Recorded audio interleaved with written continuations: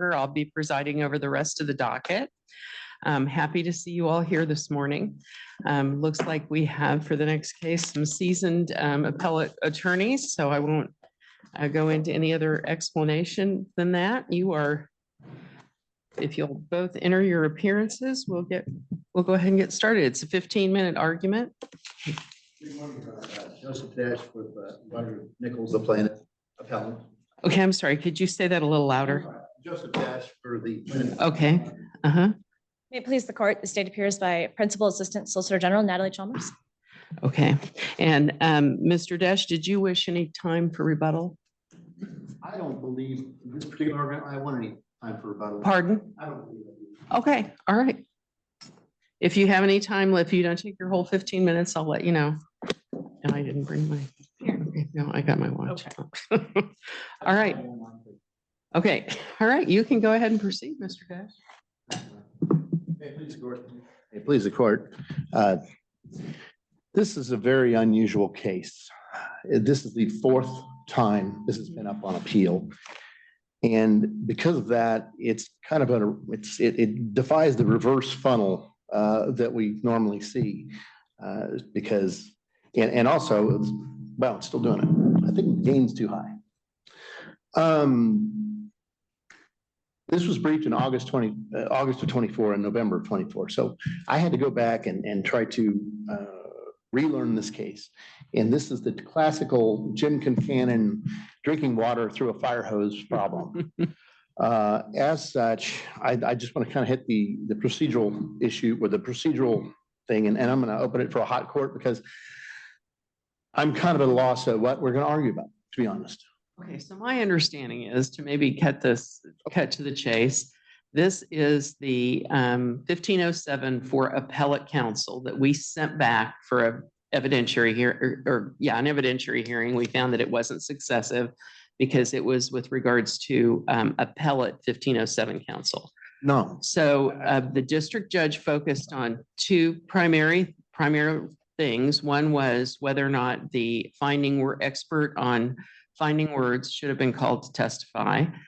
And the second was a group of witnesses that had affidavits submitted that Mr. Nichols is arguing they should have been allowed. They should have, Ms. Snyder should have called them in the case, and Mr. Hall should have made sure that this is where we get 2 or 3 levels removed, that Mr. Hall says Ms. Snyder should have called those witnesses then as two.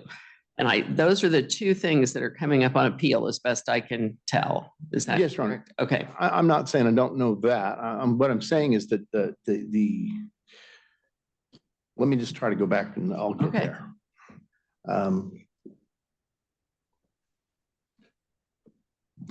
Mr. Nichols was convicted of 3 Jessica's Law crimes. Mm-hmm. Then he filed a direct appeal, which was unsuccessful. Mm-hmm. He filed the second appeal, or he filed a 1507 and retained Adam Hall, who I respect completely. I'm not trying to discredit him in the least. And then Adam Hall did handle the appeal of that as well. So it was both trial counsel and, well, I guess 1507 counsel and appeal counsel. And then I briefed the last time to bring it up to this court again. And as you said, it was brought back it was not successive. Mm-hmm. And that was the sole holding of the district court. And so we got back to an evidentiary hearing. Unfortunately, that evidentiary hearing was not the most fruitful for several different reasons, but I'll just leave that this way. There were multiple Teresas, there were multiple Christinas, there were multiple Nichols. It's kind of hard to identify at times when we're talking about all these the actual parties we're talking about, because they were initialized for the protection of the victims.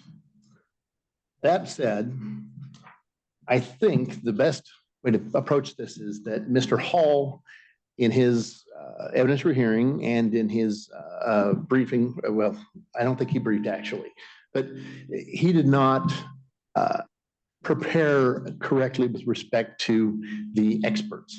And the problem is he relied on talking to the expert's husband rather than talking to the expert. And I think that's the most egregious error that I could point out, is that instead of relying on actually making contact with the person and seeing what they would say or have to say, he relied on what? Did she have a report? Didn't She did have a report, yes, Your Honor. So he And reviewed the report and the report was available for the court. the report was available for the court. Yes, it was, as was the second report by Don Ballard Right. on the finding words protocol. That all being said, the biggest problem here is prejudice, because we've already seen review of this three times, and it's the fourth time to try to figure out whether there's prejudice or not. And I would concede that is a big problem. Understanding that, I would suggest the Strickland standard is pretty subjective all the way around.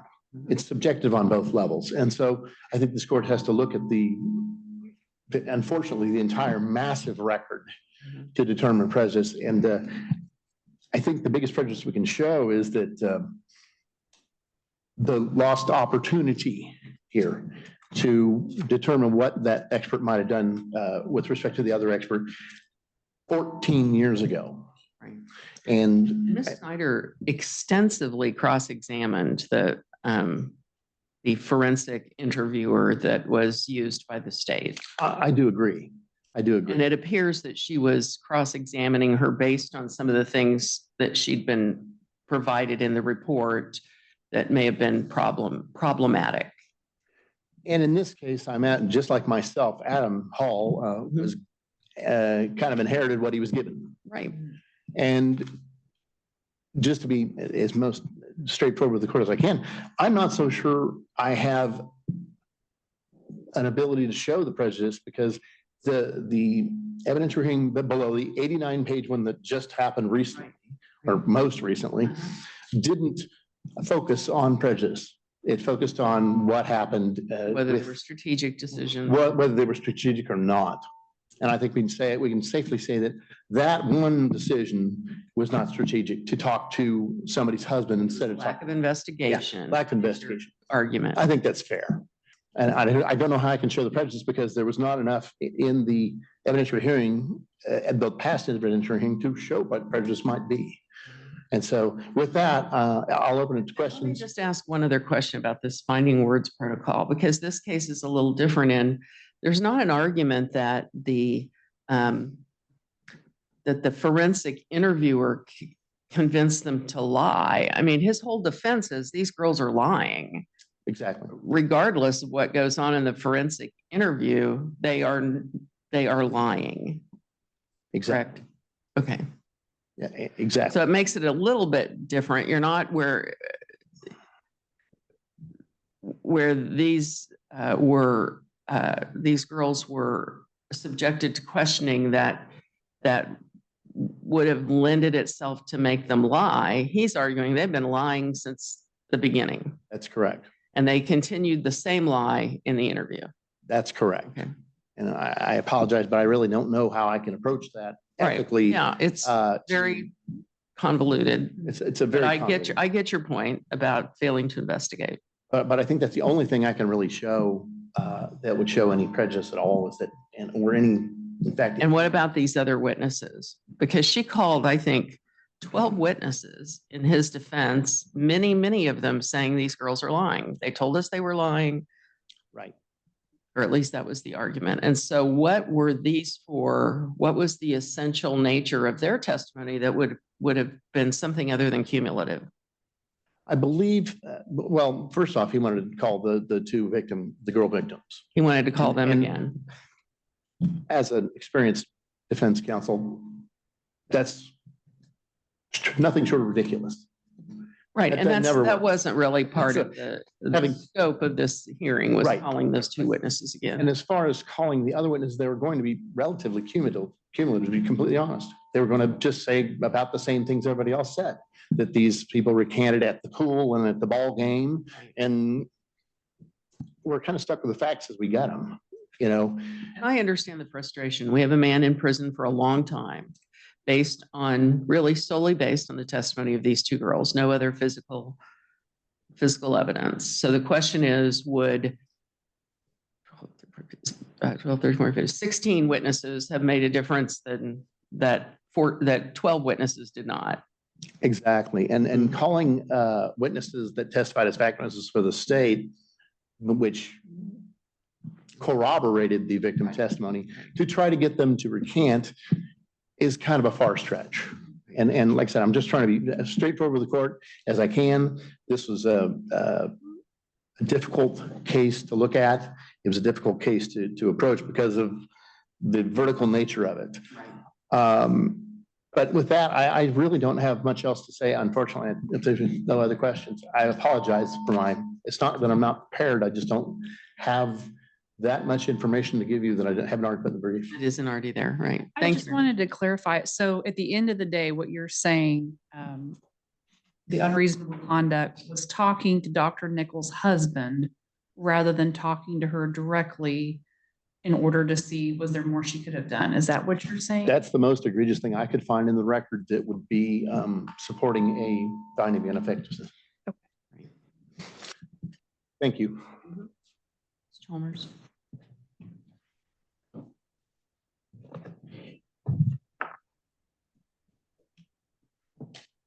In fact, it's so weird to have.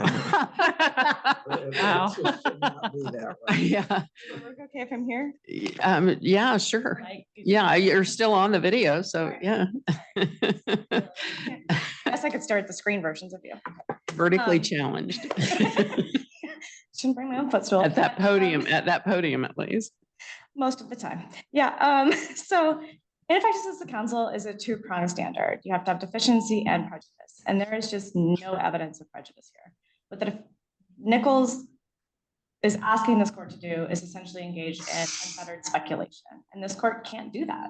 There's been no evidence that establishes that anyone that Hall or Snyder would have put on would have made a difference in this trial. So because there's no prejudice, this conviction cannot be reversed.